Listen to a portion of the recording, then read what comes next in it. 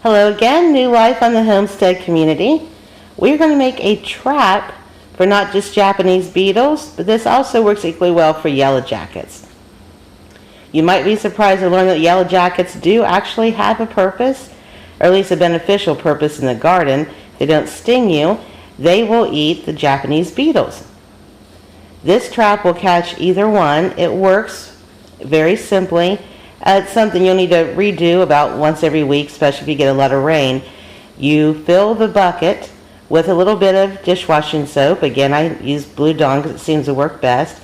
Almost all the way to the top. You don't want more than an inch, preferably half an inch of head space, between a half an inch to an inch, between the bottom of your top trap piece here. You can use a board, a lot of people do, but these wood hangers are quite heavy. And a bucket of any size.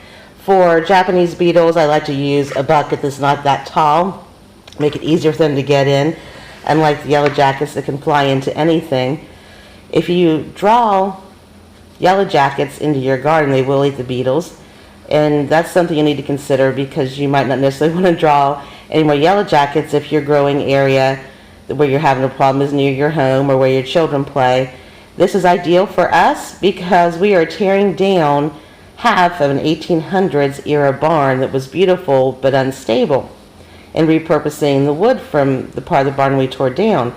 And while working on it, we somewhere stumbled across an underground yellow jacket nest, and it's buried so deep within the boards we couldn't use the glass trapping trick or dry ice to get them out, so we were using buckets like this to lure them out and kill them dozens at a time. Putting this type of a trap in my garden, because the barn is located so close, it'll serve a dual purpose for us and draw some more yellow jackets out and kill them, and they can eat the Japanese beetles that come to feed that don't die by being caught in the trap. The way it works, you lay something, a piece of board, even cardboard, it'll disintegrate much more quickly and sag in the water. That's not ideal, but it'll work if that's what you have. You might need to duct tape it into place. You need something heavier. And you slather some ooey gooey rotten fruit. Rotten meat will work for yellow jackets, but for Japanese beetles you need just fruit. Yellow jackets will be attracted to either one. You slather it on to your board or whatever that you're using in a thick coating. You want to coat it thickly.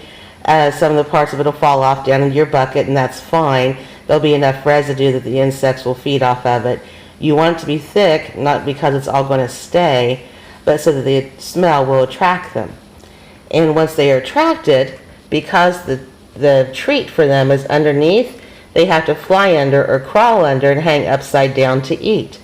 They'll lose their balance as they gorge. They'll get a little confused when they're trying to crawl back out or fly out. And surprisingly enough, a vast number of them will get confused trying to fly out or fall, and they'll go right into the water and drown. You want to have soap suds in your water because it makes it far more permeable and doesn't give at least yellow jackets a chance to regain their footing enough to fly away. The beetles, it might not be quite as important to have the Blue Dawn in, but if they happen to fall near our side, there would be a chance that they could climb out before they sink. We're now going to put our trap together. I'm going to wait to put water in it until I get down to the garden. I'll probably just take my bucket and scoop a little water out of the creek. It doesn't really matter how much of the soap you pour in. You don't want a huge amount. You want enough to make the water permeable. So that's probably a tablespoon, and that should work. The next thing you're going to do is put together your fruity concoction. Fruit cocktail out of a can works great, but because everything we buy out of a can is so highly preserved, it takes about a week for it to get nice and fermented enough that really attracts them right off the bat. They like the rancid stuff. Fresh fruit you can leave out overnight, and that will be good enough to get kind of sticky and ooey gooey and fermented. So I put these peaches out this morning. They've been sitting in the sun for a while. I'm now setting up the Japanese beetle trap. It is about 10 feet away from this part of the garden, and about 10-15 feet away from the side of the garden where the Japanese beetle infestation is at its strongest.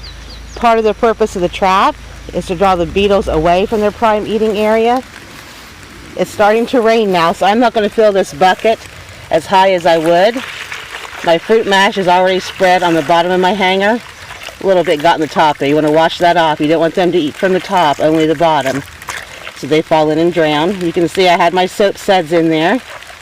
Makes the water more permeable. You just pour your water in. It does not matter if it's hot or if it's cold. You want there to be only about an inch to remain between where your fruit mash is on your top bar and the water bucket.